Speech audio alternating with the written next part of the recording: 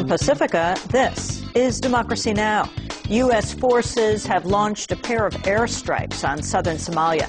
Many people are believed to have died. The Pentagon says the target are members of al-Qaeda. We'll get the latest. Then we look at the charity foundation of Bill and Melinda Gates. Things that also touch on the same things of dealing with poverty or dealing with opportunity for everyone.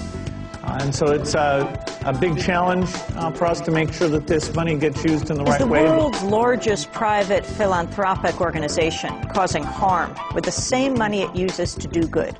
We'll speak with the author of a new expose on the Bill and Melinda Gates Foundation. Democracy Now!, democracynow.org, the War and Peace Report. We're broadcasting over 500 stations around the country on Pacifica and NPR and low-power FM and college and community radio stations, as well as on public access TV and PBS TV stations and both TV satellite networks. Dish Network Channel 9415, Free Speech TV, 9410 Link TV, and on Direct TV Channel 375. And we're video and audio podcasting at democracynow.org. Is the world's largest private philanthropy causing harm with the same money it uses to do good?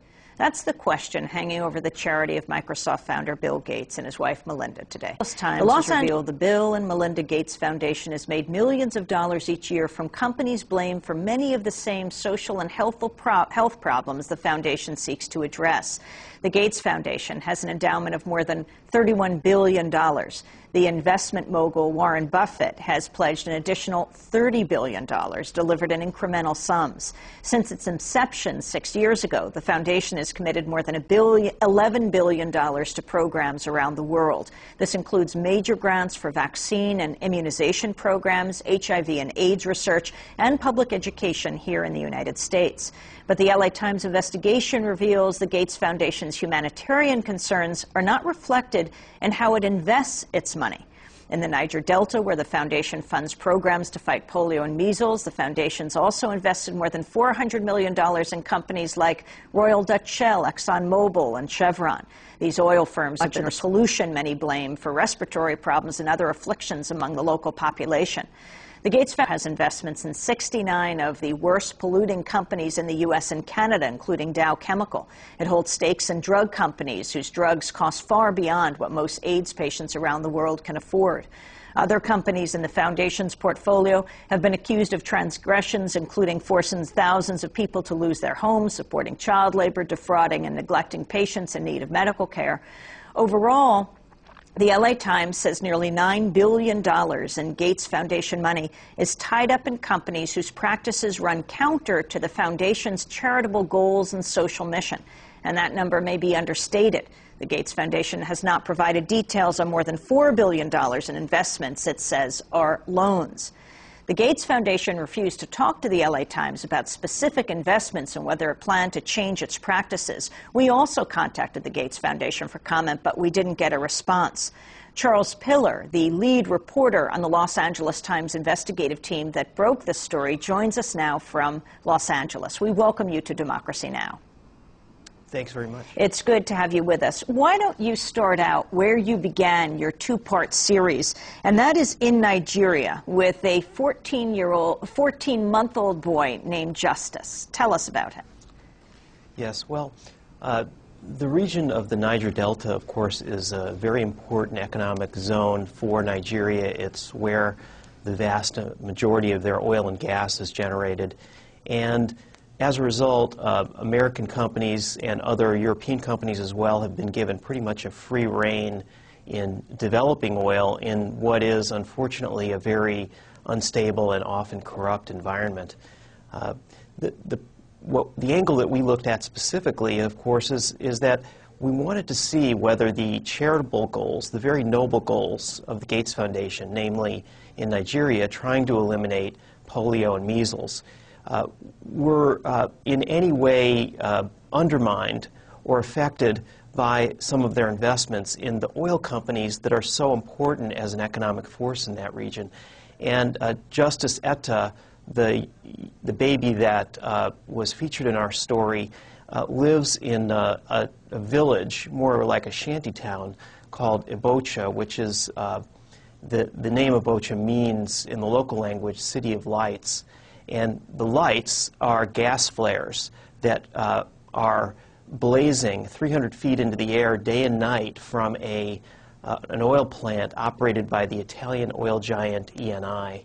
And these flares spew into the atmosphere not just soot, but toxic chemicals that cause a tremendous range of health problems among the local people. The fumes and the soot are so pervasive that farmers go several kilometers away from the oil plant in order to plant their crops, because otherwise they're covered with pollution and therefore they can't sell them in the marketplace. So we took a look at what kinds of problems are caused by these companies that the Gates Foundation has hundreds of millions of investments in, and tried to ask a pretty basic question. Is it fair to look at the endowment investments of the Gates Foundation and ask whether the results of those investments are offsetting in a significant way the very noble and important charitable goals that they're accomplishing with their donations? And I'm afraid to say that in Bocha, in the Niger Delta, and throughout the world, we found compelling evidence that that indeed was the case. You interview a doctor where justice lives, named Dr. Elekwachi Oke, who talks about the hundreds of flares at these plants. Tell us more about him and his patients. Well, my colleague Edmund Sanders interviewed Dr. Oke, and he's someone who is on the ground there and sees the results of the pollution in the health of the people there. Not only problems like asthma or undifferentiated respiratory problems, but also I think one of the key things that to us seemed quite important is that the specific goal of the Gates Foundation in Nigeria is to eliminate polio and measles, and polio in particular, as some viewers may know, the epicenter of the remaining polio outbreak in the world is in Nigeria. So it's a crucial area for reducing the incidence of polio and as part of a worldwide campaign to eradicate the disease.